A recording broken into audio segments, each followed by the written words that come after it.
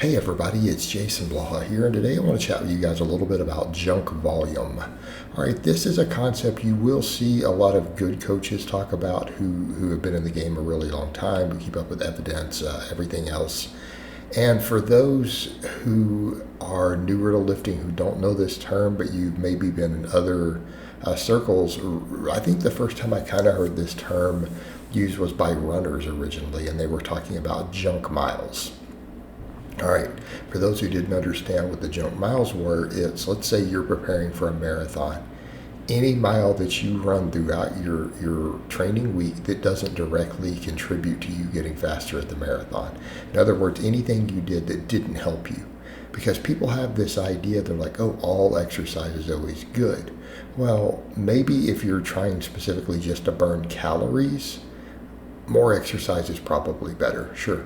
But from a training response, more exercise is not always better. What do we mean by that? Training means you have a specific outcome, right? We're usually lifting weights for the purpose of gaining muscle or gaining strength, gaining force production, right? Maybe for a sport, right? We have an intended purpose. We're not lifting weights purely for the sake of burning calories, okay?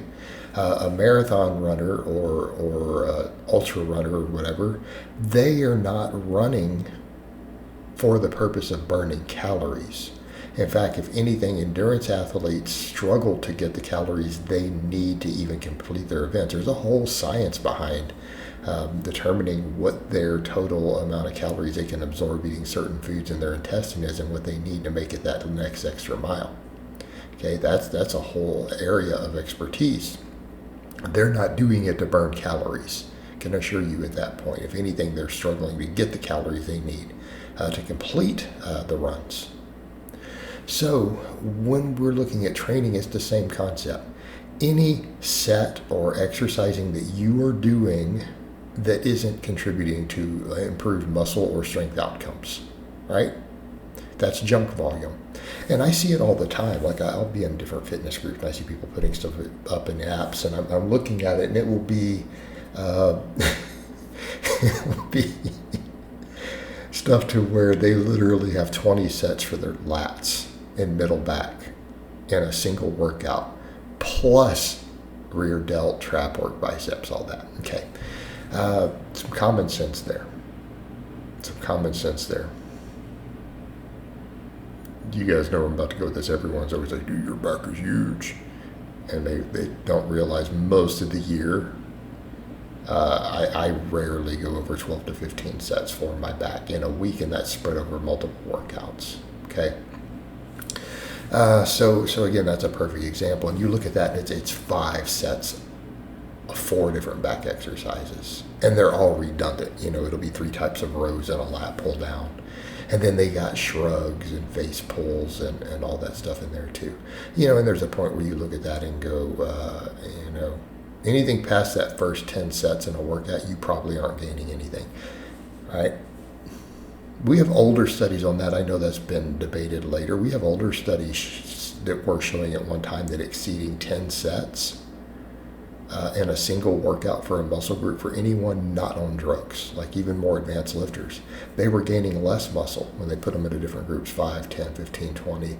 The ones who were doing 15 sets in a muscle group actually gained less muscle than the ones who did 5 and 10. Ooh. I've made gains on programming where I only did 6 total sets for a muscle in a week. The evidence says that is possible too for advanced lifters. So think about that for a moment. Granted, those have to be really hard sets. But keeping in mind, there are studies which have confirmed that advanced lifters can make some gains on 5 really, really, really hard sets a week. It has been demonstrated in the lab. Advanced lifters, meaning you've been training consistently pretty hard for 5+ years. Okay? You still make gains on that.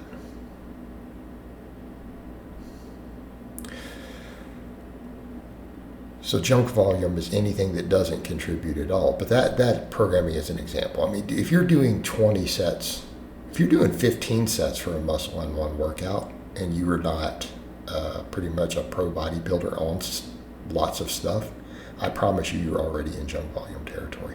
How would you define it though? How would you determine it? As soon as performance tapers. Okay? People say, what? Because we have studies showing that if performance tapers on sets, the muscle growth tapers off. Meaning, that's one reason they found slightly longer rest times for the same muscle work better. It's why you should superset if you're gonna, if you want to do a lot of volume. So you hit different opposing muscle groups. Longer rest times produce more hypertrophy in the lab because performance, and it was directly related to performance. In other words, if you can't replicate your first set by your third set or close to, performance degrades more than about 10%. You gain way less muscle from that final set than if you had just rested longer. See where we're going with this? So if you're having to take such short rest times to get the volume and the performance is tapering off, you're in junk volume territory. Because we know if performance degrades more than about 10% during an exercise over the course of multiple sets, you are now pretty much in junk volume territory with that exercise alone. Okay, same thing when the people are like, okay, but the first few sets were easy and then the last ones were hard. So you treated the first 3 sets like a warm-up, okay, because they weren't challenging enough. So there is your issue. And that is a great way to determine junk volume. Can you replicate that performance fresh? What you're doing on your final sets. Are you more than 10% weaker versus if you had done that last set early in the workout?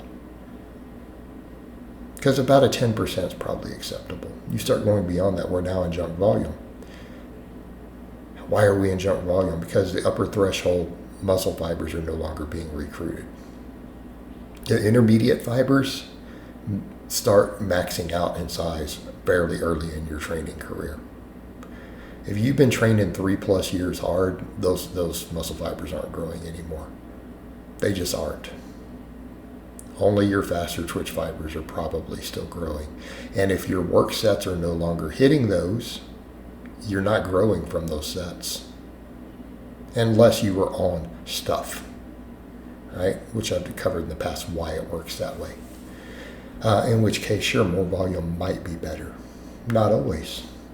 I've also seen moderate volume people win the Mr. Olympia. So that's a good way to determine junk volume. Has your performance degraded more than 10%? When you get to that exercise, ask yourself, could I have done more than 10% more weight for the same number of reps if I had done that set first in the workout? Because you could be on your 3rd or 4th exercise by that time. Okay. If the answer is, yeah, you could have done more than 10%, you're probably in junk volume territory. You were just training for the fact of training for no benefit.